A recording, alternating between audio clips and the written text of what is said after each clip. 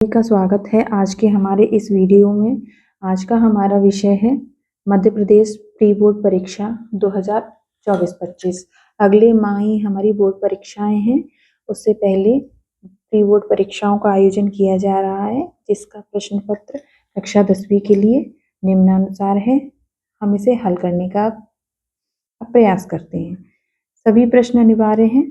आपका पूर्णांक 75 नंबर का है। समय आपको 3 घंटे का दिया जाएगा परीक्षा में। सभी प्रश्न अनिवार्य हैं। प्रत्येक प्रश्न के लिए जो अंक हैं उनके सामने निर्धारित किए गए हैं। आपके पास पहला प्रश्न आएगा जो परीक्षा में आया था। आज की परीक्षा में स्वयं प्रकाश ने संपादन किया था, तो स्वयं प्रकाश ने वसुधा पत्रिका का संपादन किया। शिव धनुष तोड़ने पर कौन क्रोधित हुए? शिव धनुष तोड़ने पर परशुराम जी क्रोधित हुए। लय, तुक, यति, गति, मात्रा एवं चरण से युक्त रचना को हम कहते हैं छंद। लखनवी अंदाज पाठ की विधा है, क्या है? व्यंग्य। जिस समास में प्रथम पद विशेषण और दूसरा पद विशेष्य होता है वहां कर्मधारय समास होता है। हिरोशिमा कविता जो अज्ञे जी की कविता है, अरि ओ करुणा प्रभा में काव्य संग्रह से ली गई है। गोपियों के लिए श्री कृष्ण हारिल की लकड़ी की तरह हैं। अगला प्रश्न है, अभिनय तत्व की प्रधानता किस काव्य में होती है? अभिनय की आवश्यकता दृश्य काव्य में पड़ती है। वीर भयानक एवं रौद्र रस में ओज गुण होता है। बाल गोविंद भगत के गीतों में किसका भाव व्यक्त हुआ है? प्रभु मिलन का भाव व्यक्त हुआ है। दो निकटतम स्वरों के मेल से जो परिवर्तन होता है उसे कहते हैं स्वरों के मेल से स्वर संधि। साना साना हाथ जोड़ पाठ गद्य की यात्रा वृतांत विधा में लिखा गया है। अब देखिए अगला पेज, सत्य और असत्य बताइए। निराला पूंजीवाद के समर्थक तथा पोषक थे, नहीं, तो इसका उत्तर होगा असत्य। जहां अलौकिक आश्चर्य का भाव उत्पन्न होता है वहां विभत्स रस होता है असत्य। कौन सा रस होता है? अद्भुत रस होता है। उपन्यास में कई विधाओं का समावेश होता है, कई कथाओं का समावेश होता है सत्य। तो इसका उत्तर है सत्य। सभ्यता संस्कृति की पाठशाला है, सत्य। कर्म वाच्य में क्रिया सदैव अकर्मक रहती है, तो इसको क्या करेंगे हम? असत्य। कर्म वाच्य में क्रिया सदैव कर्मक रहती है, यानी सकर्मक रहती है। हिरोशिमा की घटना विज्ञान का सदुपयोग है, असत्य। हिरोशिमा और नागासाकी पर परमाणु बम अमेरिका द्वारा गिराए गए थे, यह विज्ञान का सदुपयोग नहीं दुरुपयोग है। अब सही जोड़ी का मिलान कीजिए। परीक्षा में आप सही जोड़ी का उत्तर इस तरह से सामने लिखेंगे, प्रश्न के सामने इस तरह से आप लिखेंगे, लेकिन मैं सुविधा के लिए निशान बनाऊंगी, आप देखेंगे। देखो, उत्साह, उत्साह को हम मिलान करेंगे तो वो करेंगे निराला जी से। क्यों? क्योंकि हमारे पाठ्यक्रम में निराला जी की उत्साह नामक कविता संकलित की गई है। अप्रस्तुत कथन से प्रस्तुत का बोध किसमें होता है? अप्रस्तुत कथन से प्रस्तुत का बोध अन्योक्ति अलंकार में होता है। एक कहानी यह भी मन्नू भंडारी की है। अगला प्रश्न है लोकोक्ति। लोकोक्ति को हम कहावत से मैच करें। अगला प्रश्न है रास्ता दिखाने वाला कौन होता है? मार्गदर्शक। खेदुम, देवी देवताओं का निवास। ठीक है, एक वाक्य में उत्तर लिखिए। तो एक वाक्य में उत्तर मैं आपको बोल देती हूँ, आप लिख लीजिएगा। तो गोपियों के अनुसार राजा का धर्म क्या है? तो गोपियों के अनुसार राजा का धर्म है कि वह प्रजा को ना सताए, इसके अलावा न्याय के साथ प्रजा की रक्षा व कल्याण के कार्य करे। अगला प्रश्न है, रमणीय अर्थ प्रतिपादक शब्द काव्यम, यह परिभाषा किस विद्वान ने दी है? तो रमणीय अर्थ प्रतिपादक शब्द जो परिभाषा है वह पंडित जगन्नाथ ने दी है। शास्त्रों में काशी किस नाम से प्रतिष्ठित है? शास्त्रों में काशी आनंद कानन के नाम से प्रतिष्ठित है। अगला प्रश्न, महाराणा प्रताप शेर थे, वाक्य में निहित शब्द शक्ति का नाम लिखिए। तो शेर थे, शेर मतलब बहादुर थे, उनमें शेर जैसे लक्षण थे, तो यहाँ पर क्या है? लक्षणा शब्द शक्ति। और इंसान थे, शेर कैसे हो सकते हैं? क्योंकि उनमें शेर जैसे लक्षण थे बहादुरी के, तो यहाँ पर हम लिखेंगे लक्षणा शब्द शक्ति। अमोला किसे कहते हैं? अमोला कहते हैं आम के पौधे को, आम के उगते हुए पौधे को अमोला कहते हैं। भोलानाथ अपने पिताजी को क्या कहकर बुलाते थे? भोलानाथ अपने पिताजी को बाबूजी कहकर बुलाते थे। अगला प्रश्न है, यह आपका 2 नंबर का प्रश्न है, नई कविता की कोई 2 विशेषताएं लिखिए। तो नई कविता की 2 विशेषताओं में आप लिखेंगे, नंबर 1, नई कविता में नए बिंबों, नए प्रतीकों व नए छंदों का प्रयोग किया गया है। नंबर 2 लिखेंगे आप, जीवन, नई कविता में जीवन के प्रत्येक क्षण को महत्वपूर्ण माना है।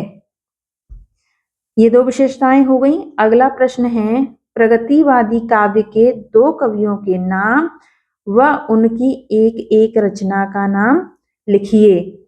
तो प्रगतिवादी 2 कवियों के नाम हम लिखेंगे, शिवमंगल सिंह सुमन और नागार्जुन। प्रगतिवादी कवि नागार्जुन और शिवमंगल सुमन जो हैं, उनकी रचनाओं के नाम हैं, नागार्जुन युगधारा, प्यासी पथराई आंखें, और इसके अलावा शिवमंगल सुमन की रचनाओं के नाम हैं जीवन के गान, प्रलय, सृजन।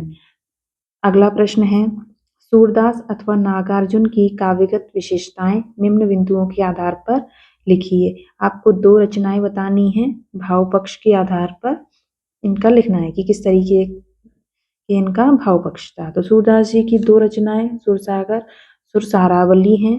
भाव पक्ष में आप लिखेंगे, सूरदास जी को वात्सल्य रस का सम्राट कहा जाता है। सूरदास जी का बाल मनोवैज्ञानिक वर्णन किया है, बाल लीलाओं का मनोवैज्ञानिक वर्णन किया है। इसके अलावा आप लिख देंगे वियोग श्रृंगार रस का भी इन्होंने चित्रण किया है। इसके अलावा अगले में नागार्जुन की काव्यगत विशेषताएं भी हमें इसमें बतानी है। इनके भाव पक्ष में आप लिखेंगे, नागार्जुन जीवन के, धरती के, जनता के गीत गाने वाले कवि हैं। इन्होंने अपनी कविताओं में शोषितों के प्रति आक्रोश है और जो शोषित वर्ग है उसके प्रति इनकी कविताओं में सहानुभूति देखने को मिलती है। अगला प्रश्न है, परशुराम के क्रोध करने पर लक्ष्मण ने धनुष के टूट जाने के लिए कौन कौन से तर्क दिए? जब धनुष टूट जाता है राम जी से, परशुराम जी क्रोधित होकर सभा में आ जाते हैं और पूछते हैं कि ये कैसे टूट गया। तो लक्ष्मण जी उन्हें व्यंग स्वरूप कहते हैं कि बचपन में ही हमसे कितने धनुष टूटे, पर आपने तब कभी कोई क्रोध नहीं किया, इस धनुष पर ही आपकी इतनी ममता क्यों है?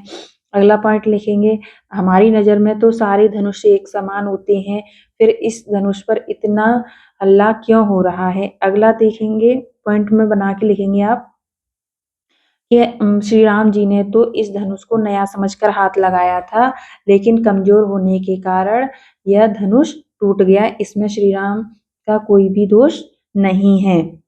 और वैसे भी हमें पुराने धनुष को तोड़ने से क्या लाभ हो सकता है। इतने सारे तर्क लक्ष्मण जी ने परशुराम जी को दिए। अगला प्रश्न देखिए, उत्साह कविता में बादल किन किन अर्थों की ओर संकेत करता है। इस प्रश्न में लिखेंगे आप, बादल जो है बलशाली होने की ओर संकेत करता है, ठीक है, क्योंकि वो क्या करता है, घनघोर रूप धारण करके आ जाता है। इसके अलावा जो है क्रांति और चेतना की ओर संकेत करता है, परोपकारी होने की ओर भी संकेत करता है। अगला प्रश्न देखिए, कवि नागार्जुन के अनुसार फसल क्या है। तो कवि नागार्जुन के अनुसार फसल मिट्टी का गुणधर्म, किसान का श्रम, नदियों के पानी का प्रभाव है। मर्यादा न लही के माध्यम से कौन सी मर्यादा न रहने की बात की जा रही है। प्रेम की मर्यादा क्या है कि दोनों ही प्रेमी और प्रेमिकाएं दोनों ही प्रेम को निभाएं, प्रेम के बदले में प्रेम ही किया जाता है, छल नहीं किया जाता है, और जो कहा जाता है उसे पूर्ण किया जाता है। श्री कृष्ण ने क्या किया है, मथुरा जाकर वापस न लौटकर उन सभी मर्यादाओं को नहीं निभाया है। अगला प्रश्न है, रस के अंग लिखिए। रस के 4 अंग हैं, कौन कौन से हैं। स्थायी भाव, विभाव, अनुभाव, संचारी भाव। अगला प्रश्न है, मानवीकरण अलंकार की परिभाषा उदाहरण सहित लिखिए। तो मानवीकरण यानी मानवीकरण का मतलब है प्रकृति के जड़ पदार्थों पर जब मानवीय क्रियाकलापों का आरोप होता है वहां मानवीकरण अलंकार होता है। जैसे प्रकृति के जड़ पदार्थ हैं, पहाड़ हैं, पत्थर हैं, हवा है, ऐसे जो मानव जैसे क्रियाकलाप करने लग जाएं। उदाहरण के लिए, मेघ आए बड़े बन ठन के सवर के, नाचती गाती बयार चली। अब इसमें क्या है, बनना ठनना सवरना मानव यानी मनुष्य का काम है, नाचना गाना भी मनुष्यों के क्रियाकलाप हैं।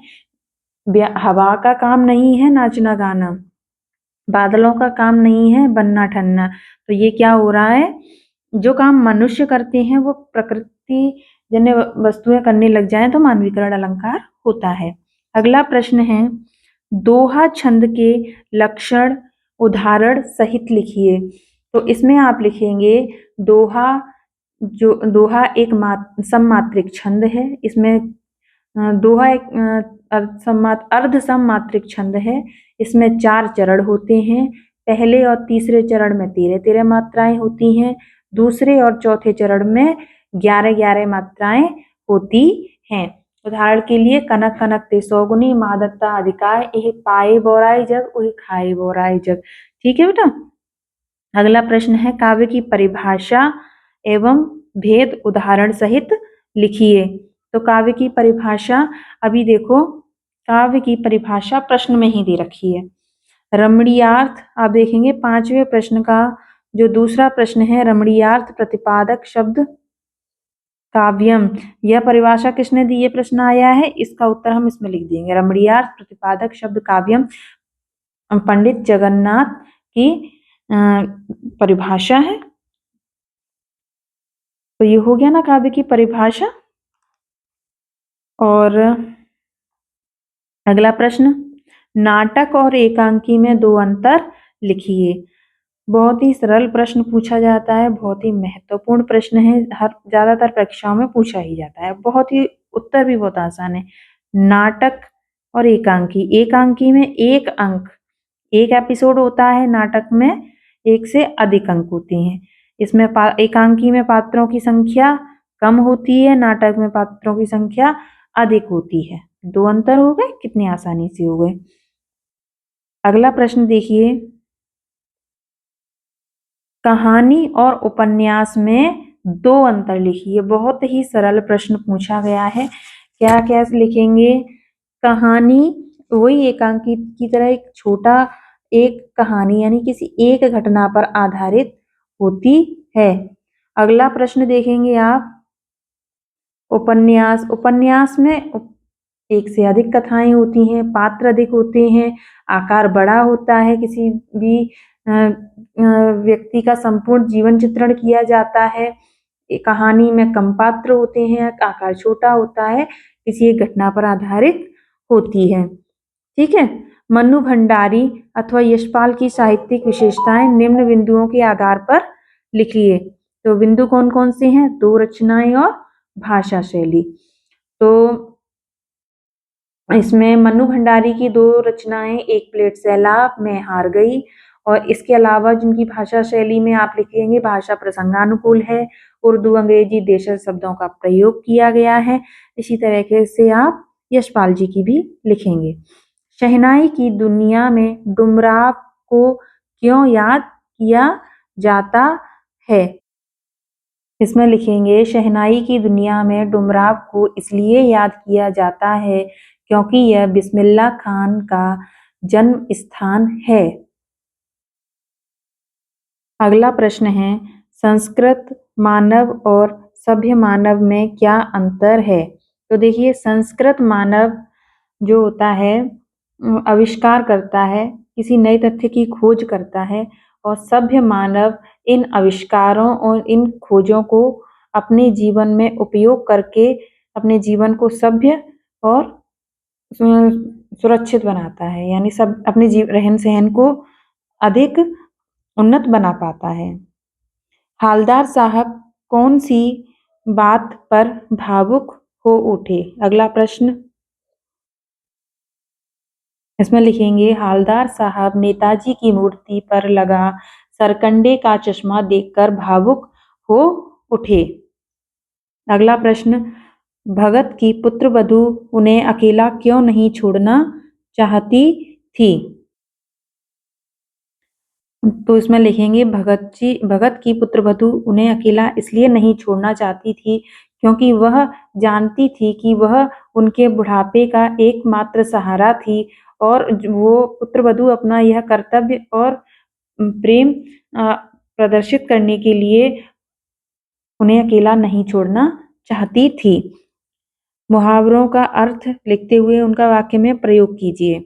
आग बबूला होना, क्रोधित होना, फूले ना समाना, बहुत खुश होना। परीक्षा में प्रथम आने पर छात्र फूले नहीं समाये। दिए गए वाक्यों को पहचान कर उनके सामने वाक्य का प्रकार लिखिए। मोनिका भोजन बनाओ, कैसा है? आज्ञार्थक। शायद आज धूप निकलेगी, संदेहवाचक। गंगटोक को मेहनतकश मजदूरों का शहर क्यों कहा जाता है? इसमें लिखेंगे आप कि जो गंगटोक है एक पर्वतीय इलाका है और यहाँ की भौगोलिक स्थितियाँ बहुत कठिन हैं। यहाँ के लोग बहुत मेहनत करते हैं अपनी ज़रूरतों को पूरा करने के लिए, इसीलिए यहाँ के जो लोग हैं उन वहाँ के बारे में कहा जाता है कि गंगटोक मेहनतकश मजदूरों का शहर है। अगला प्रश्न है, भोलानाथ अपने साथियों को देखकर सिसकना क्यों भूल जाता? इसमें लिखेंगे, भोलानाथ अपने साथियों को देखकर सिसकना भूल जाता है क्योंकि उसे अपने साथियों के साथ खेलने में बहुत आनंद आता है। इसके बाद अगला प्रश्न है, निम्नलिखित काव्यांशों का संदर्भ, प्रसंग और भावार्थ लिखिए। 1 नंबर का संदर्भ, 1 नंबर का प्रसंग और 1 नंबर का भावार्थ। ठीक है, 3 नंबर का प्रश्न है। तो ये प्रश्न पद्यांश लिया गया है, किससे लिया गया है? जयशंकर प्रसाद द्वारा लिखित आत्मकथ्य से लिया गया है। प्रसंग में क्या महत्वपूर्ण रहता है? प्रसंग में आपको बताना है, आपकी किताब का नाम बताना है, किताब में जो पाठ है उसका नाम बताना है, और इसके कवि का नाम बताना है। कविता तो कवि, और जो गद्यांश रहता है उसके लेखक।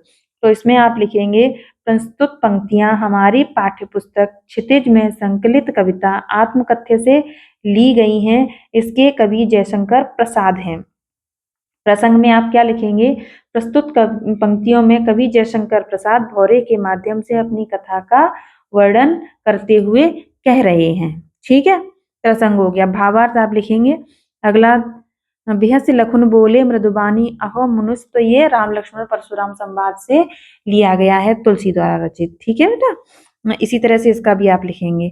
अगला प्रश्न देखिए, संदर्भ बाल गोविंद भगत पाठ से लिया गया है और ये संस्कृत मानव। और अगला प्रश्न है, इसी तरह से आप इसमें संदर्भ लिखेंगे, प्रसंग लिखेंगे, व्याख्या लिखेंगे। प्लास्टिक के उपयोग के निषेध हेतु आकर्षक सारगर्भित विज्ञापन आपको बनाना है। इसके लिए आपको क्या करना है, इस तरीके से आप एक बॉक्स बना लेंगे।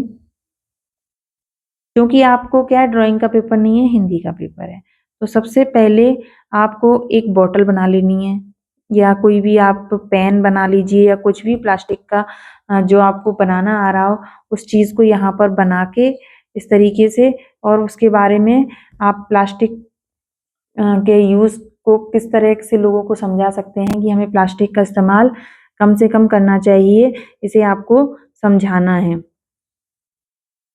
और इसके क्या क्या नुकसान होते हैं। अगला प्रश्न देखो, नानी के घर से लौटने के पश्चात अपनी माता के साथ संवाद लिखिए। कितना सरल प्रश्न पूछा है। आप अपनी नानी के घर गए थे, वहां से लौटने के बाद आपको अपनी माँ की से बात करनी है। माँ, ज्यादा नहीं तो आपको 2-2 3-3 लाइन लिखनी है। माँ, मुझे नानी के घर जाकर बहुत अच्छा लगा। वहां पर मामा जी भी थे, माई भी थी, मामी के बच्चे भी थे। हम लोग घूमने के लिए भी गए। हम लोगों ने, नानी ने हमें बहुत सारे खिलौने दिलाए, नाना जी हमारे लिए ये लेकर आए, हम घूमने गए। यानी जो भी आप कर सकते हैं, लिख सकते हैं, जो अभी आप नानी के घर गए तो कैसा आपको लगा, उसकी चर्चा आपको करनी है अपनी माता जी के साथ। अगला प्रश्न देखिए, आप पठित काव्यांश अथवा गद्यांश को पढ़कर पूछे गए प्रश्नों के उत्तर लिखिए। इसके लिए देखो, बहुत ही सरल प्रश्न है और नंबर मिलेंगे आपको पूरे 4। 4 प्रश्न का अपठित काव्यांश और गद्यांश आएगा। चाहे तो आप गद्यांश करिए, चाहे आप पद्यांश करिए। अब इस कविता को पढ़ लेते हैं। पढ़ने के बाद उपयुक्त काव्यांश में पथ से क्या आशय है। पथ से आशय है क्या है, जीवन। पथ से हमारा आशय है जीवन से। अगला प्रश्न है, जीवन को कवि ने कैसा माना है। तो जीवन को कवि ने कैसा माना है, अस्थिर माना है। उपयुक्त काव्यांश का सारांश लिखिए। तो इसका जो सारांश होगा, जीवन रूपी पथ में कुछ भी तय कर लेना आसान नहीं है, इसका सारांश हो गया। हमारे भोजन हमारे लिए, ये पूरा जो पढ़ेंगे आप, इसको वीडियो लंबा हो जाएगा, इस वजह से मैं आपको पूरा पढ़कर नहीं बता पा रही हूँ। तो इसके लिए इसका जो संतुलित आहार में किसका समावेश होना चाहिए, तो मैं इसी में से देखूंगी। संतुलित आहार में प्रोटीन, कार्बोहाइड्रेट, वसा, विटामिन, खनिज शामिल होने चाहिए। असंतुलित आहार से क्या समस्याएं उत्पन्न हो सकती हैं। तो असंतुलित आहार से मोटापा, हृदय, मधुमेह आदि समस्याएं हो सकती हैं।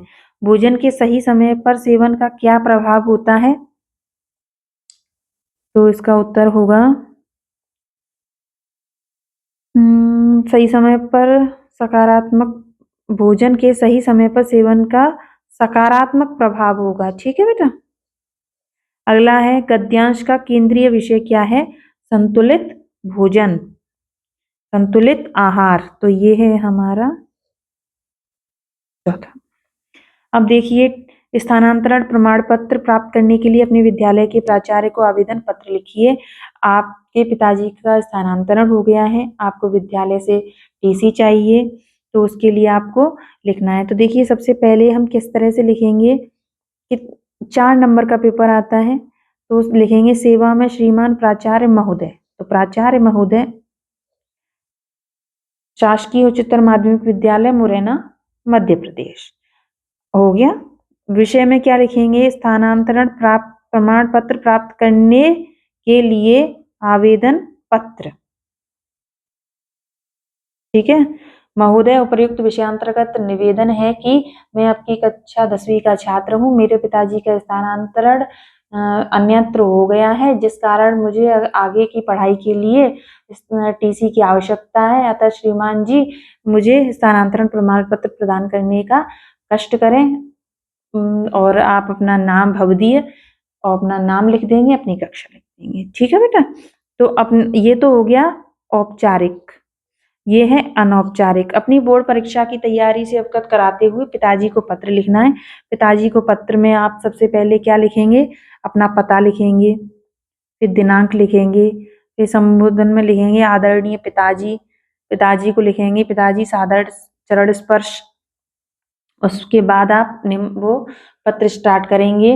पिताजी आप आशा है आप मैं यहाँ सकुशल हूँ, आशा है आप भी सब अच्छे होंगे। और मेरी वार्षिक परीक्षाएं आ रही हैं, मेरी तैयारी अच्छी है और अगले माह मेरी परीक्षाएं हैं। जैसी परीक्षा समाप्त होंगी मैं जल्दी वापस घर आ जाऊँ। इस तरह से आप कुछ भी लिख दीजिए, क्योंकि ये अनौपचारिक पत्र है। इसके अलावा निबंध, निबंध भी देखो बेटा 4 नंबर का आता है।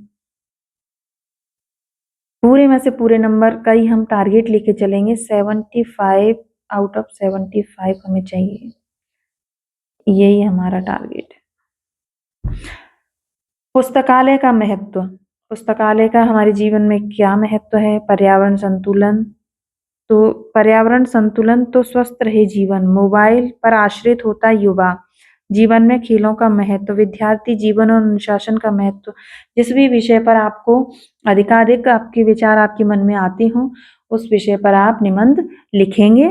और मुझे उम्मीद है कि इसमें से काफ़ी कुछ आपकी परीक्षा में आ सकता है, तो ये काफ़ी महत्वपूर्ण है। इसी तरीके से आपको प्रश्नों को हल करना है। और मुझे उम्मीद है आप सबको ये वीडियो पसंद आया होगा। चैनल को लाइक सब्सक्राइब ज़रूर करें। और आपको कुछ भी क्वेश्चन है तो आप मुझे कमेंट बॉक्स में कमेंट करके बता सकते हैं। धन्यवाद।